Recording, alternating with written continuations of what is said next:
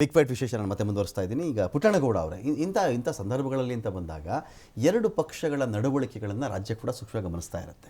ಇವರು ಈ ಕೇಸ್ಗೆ ಏನು ಮಾಡ್ತಾರೆ, ಈ ಕೇಸ್ಗೆ ಏನು ಮಾಡ್ತಾರೆ ಅಂತ ಹೇಳಿ.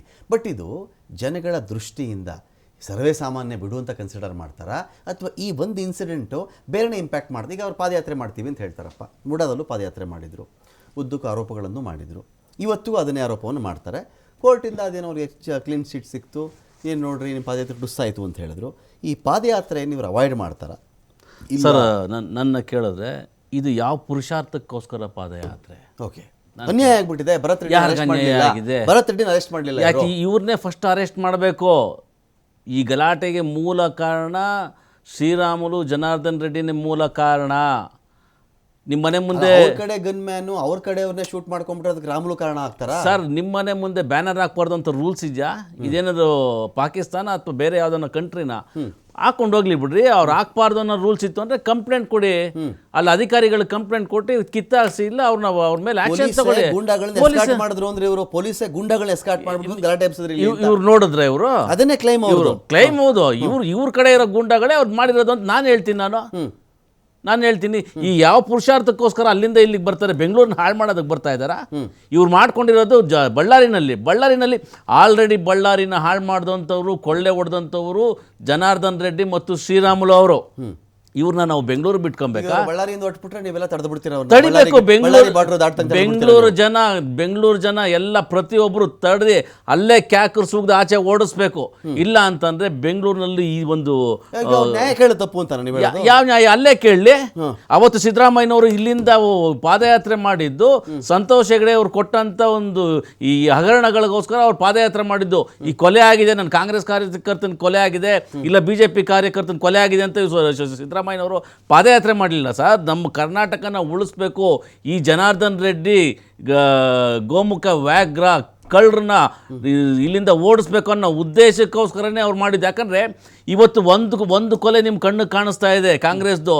ಹಿಂದೆ ಜನಾರ್ದನ್ ರೆಡ್ಡಿ ಶ್ರೀರಾಮುಲು ನಾವು ಕೇಳಿದ್ದೀವಿ, ಓದಿದ್ದೀವಿ, ಎಷ್ಟೋ ಅಮಾಯಕರುಗಳನ್ನ ಮುಗಿಸಿದಾರಲ್ವಾ? ಅದೆಲ್ಲ ಎತ್ತೋದಕ್ಕಾಗಲ್ವ ಇವ್ರಿಗೆ? ಆಮೇಲೆ ನೋಡಿ, ಇನ್ನೊಂದು ವಿಷಯ ಹೇಳ್ತೀನಿ ನಿಮಗೆ. ಇವತ್ತವರೆಗೂ ಕಾಂಗ್ರೆಸ್ ಆಗಲಿ BJP ಆಗಲಿ ಯಾರಾನ ಒಬ್ಬ MLAನ ಅರೆಸ್ಟ್ ಮಾಡಿದಾರ, ಇಂಟ್ರಿಗೇಟ್ ಮಾಡಿದಾರ? ಎಷ್ಟು ಹಗರಣಗಳು ನಡೆದಿದೆ ಇವತ್ತು BJPನಲ್ಲಾಗಲಿ ಕಾಂಗ್ರೆಸ್ ಆಗಲಿ. BJP ಅವ್ರು ಬಂದರೆ ಕಾಂಗ್ರೆಸ್ನವ್ರು ಬಿಟ್ಟು ಹಾಕೋದು, ಕಾಂಗ್ರೆಸ್ನವ್ರು ಬಂದರೆ BJP ಒಬ್ಬ MLA ಏನಾದ್ರು ಅರೆಸ್ಟ್ ಮಾಡಿದಾರ ಸರ್? ಯಾರನ್ನ ಒಬ್ಬರನ್ನ? ಎಷ್ಟು ಹಗರಣಗಳು ನಡೆದಿದೆ. ಅವ್ರು ಯಾರ ಬಂದು ಪೆನ್ ಡ್ರೈವ್ ತರಿಸಿದ್ರು, ಅದು ಇದು ಅಂತಂದ್ರು. ಮಲ್ಲೇಶ್ವರಂ, ಗಾಂಧಿನಗರ, ರಾಜರಾಜೇಶ್ವರಿ ನಗರ 2009-10ರಲ್ಲಿ 12,000 ಕೋಟಿ ಹಗರಣ BBMP ಆಯಿತು. ನಾವು ಕಾಂಗ್ರೆಸ್ ಬಂದರೆ ಇವನ್ನೆಲ್ಲ ಅರೆಸ್ಟ್ ಮಾಡಿಬಿಡ್ತಾರೆ ಅಂತ. ಯಾರನ್ನ ಅರೆಸ್ಟ್ ಮಾಡಿದ್ರು ಸರ್? BBMP ಕೊಳ್ಳೆ ಬೆಂಕಿ ಇಟ್ಟವ್ರು ಯಾರು ಸರ್ ಅವತ್ತು? ಯಾರನ್ನ ಒಬ್ರು ಅರೆಸ್ಟ್ ಆಗಿದಾರ? ಯಾವ ಪಕ್ಷದಲ್ಲೂ ಯಾರನ್ನೂ ಅರೆಸ್ಟ್ ಮಾಡಲ್ಲ MLAಗಳನ್ನ. ಅಮಾಯಕ ಕಾರ್ಯಕರ್ತರುಗಳು.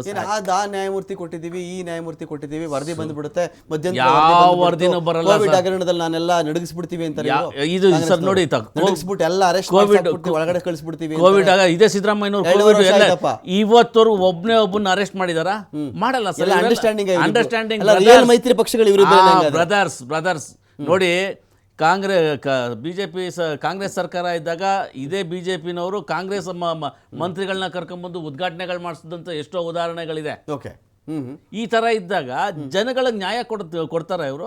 ಯಾವತ್ತನ ಜನಪರವಾಗಿ ನಿಂತ್ಕೊಂಡು ಎರಡೂ ಸರ್ಕಾರಗಳು ಜನಕ್ಕೋಸ್ಕರ ಮಾಡಿದಾರ? ಇವತ್ತು ಸಿದ್ದರಾಮಯ್ಯನವರು ನಮ್ಮ ಖುಷಿ ಆಗತ್ತೆ. ಏನಕ್ಕೆ ಖುಷಿ ಆಗತ್ತೆ ಅಂತಂದ್ರೆ, ನಮ್ಮ ಆಮ್ ಆದ್ಮಿ ಪಾರ್ಟಿನಲ್ಲಿ ಏನು ಇವತ್ತು ನಾವು ಡೆಲ್ಲಿನಲ್ಲಿ ಇವತ್ತು ಕರೆಂಟ್ ಚಿಗುರು ಅಂತ ಇದ್ರೆ ಅದು ಯಾಗಲೇ MR ಆಗ್ಬಿಟ್ಟಿರ್ಬೇಕು. ಅದು ಚಿಗುರು ಅದು ಮಾಡಿಸ್ಬಿಡ್ತೀವಿ,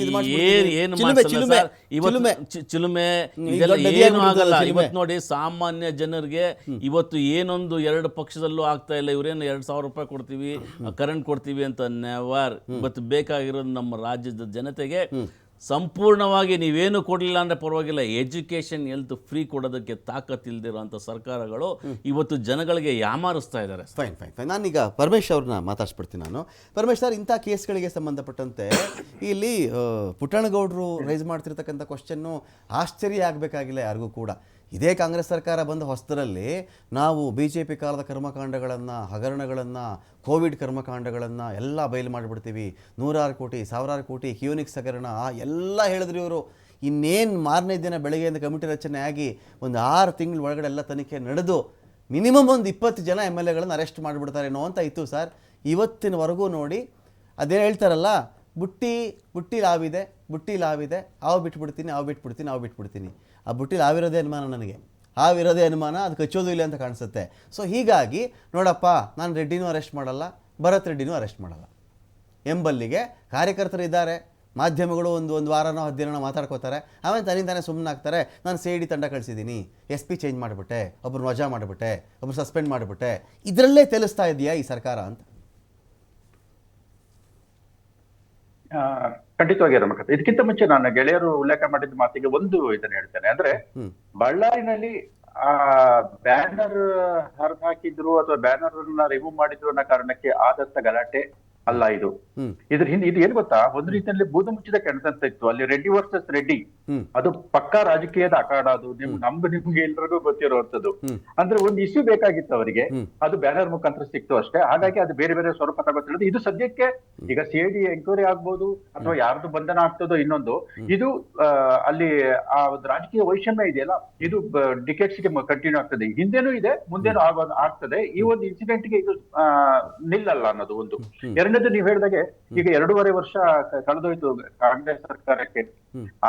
ಸರ್ಕಾರ ರಚನೆ ಆದ ಕೂಡಲೇ ನಾವು ಏನು ಬಿಜೆಪಿ ಸರ್ಕಾರದ ವಿರುದ್ಧ ಏನೋ 40% ಕಮಿಷನ್ ಇರ್ಬೋದು ಅಥವಾ ಕೋವಿಡ್ ಹಗರಣದ ಇರ್ಬೋದು, ಈ ರೀತಿ ಸಾಕಷ್ಟು ಹಗರಣಗಳು ತನಿಖೆ ಆಗ್ತದೆ. ಎಷ್ಟು ಮಂದಿ ಅವರ ಆ ಫೋರ್ಸ್ ನೋಡಿದ್ರೆ ಸಾಕಷ್ಟು ಮಂದಿ MLA ಗಳು ಅಥವಾ ಮಂತ್ರಿಗಳು ಒಳಗಡೆ ಹೋಗ್ಬೇಕಾಗಿತ್ತು ಆಗಿನ ಇದರಲ್ಲಿ. ಆದ್ರೆ ಯಾವ್ದು ಆಗ್ಲಿಲ್ಲ. ಯಾಕಂತ ಹೇಳಿದ್ರೆ ಒಂದು ರೀತಿಯಲ್ಲಿ ಈ ರಾಜಕಾರಣ ಅನ್ನೋದೇ ಇತ್ತೀಚಿನ ದಿನಗಳಲ್ಲಿ ಕಾಂಪ್ರಮೈಸ್ ಪಾಲಿಸಿಗೆ ಬಂದ್ಬಿಟ್ಟಿದೆ. ನಾನು ಕಳ್ಳ ನೀನು ಕಳ್ಳ, ಅಡ್ಜಸ್ಟ್ ಮಾಡ್ಕೊಂಡು ಹೋಗ್ಬಿಡೋಣ ಅನ್ನೋ ಮಟ್ಟದಲ್ಲಿ ಇವತ್ತು ಯಾರು ಸಿನ್ಸಿಯರ್ ರಾಜಕಾರಣಿಗಳು, ಯಾರು ಪ್ರಾಮಾಣಿಕರು, ಯಾರು ನಾವು ಸಿದ್ಧಾಂತಬದ್ಧ ರಾಜಕಾರಣಿಗಳು ಈ ರೀತಿ ಎಲ್ಲ ಹೇಳ್ತಾರಲ್ಲ, ಎಲ್ಲವೂ ಬೊಗಳೆ ರಮಕಾಂತ್. 100% ಯಾಕಂತ ಹೇಳಿದ್ರೆ ಎಲ್ಲವೂ ಇರ್ಬೋದು, 40% ಇರ್ಬೋದು. ಆದ್ರೆ ಅಧಿಕಾರಸ್ಥ ರಾಜಕಾರಣಿಗಳು ಈಗ ಹೊಂದಾಣಿಕೆ ಪ್ರವೃತ್ತಿನ ಚೆನ್ನಾಗಿ ಮೈಗೂಡ್ಸ್ಕೊಂಡ್ ಬಿಟ್ಟಿದ್ದಾರೆ. ಅದು ಪ್ರತಿಪಕ್ಷದಲ್ಲಿ ಇರ್ಬೋದು, ಆಡಳಿತ ಪಕ್ಷದಲ್ಲಿ ಇರ್ಬೋದು. ಹಾಗಾಗಿ ಅದು ದೊಡ್ಡ ಮಟ್ಟದ ಹಗರಣಗಳು ಎಲ್ಲೋ ಒಂದ್ ಕಡೆಗೆ ಯಾವ್ದು ತಾರ್ಕಿಕ ಅಂತ್ಯಕ್ಕೆ ಹೋಗ್ತಾ ಇಲ್ಲ. ತನಿಖೆ ಆಗ್ತದೆ, ತನಿಖಾ ವರದಿ ಸರ್ಕಾರಕ್ಕೆ ಸಲ್ಲಿಕೆ ಆಗ್ತದೆ, ಅದ್ರ ಮೇಲೆ ಆಕ್ಷನ್ ಆಗ್ತೀವಿ ಅಂತ ಹೇಳ್ತದೆ, ಕ್ಯಾಬಿನೆಟ್ ಡಿಸಿಷನ್ಸ್ ಆಗುತ್ತೆ, ಮುಂದಕ್ಕೆ ಹೋಗಲ್ಲ. ಅಂದ್ರೆ ಇದು ಯಾವುದೇ ಹಗರಣಗಳು ತಾರ್ಕಿಕ ಅಂತ್ಯಕ್ಕೆ ಹೋಗಲ್ಲ, ಬಿಕಾಸ್ ಆಫ್ ಹೊಂದಾಣಿಕೆ ರಾಜಕಾರಣ.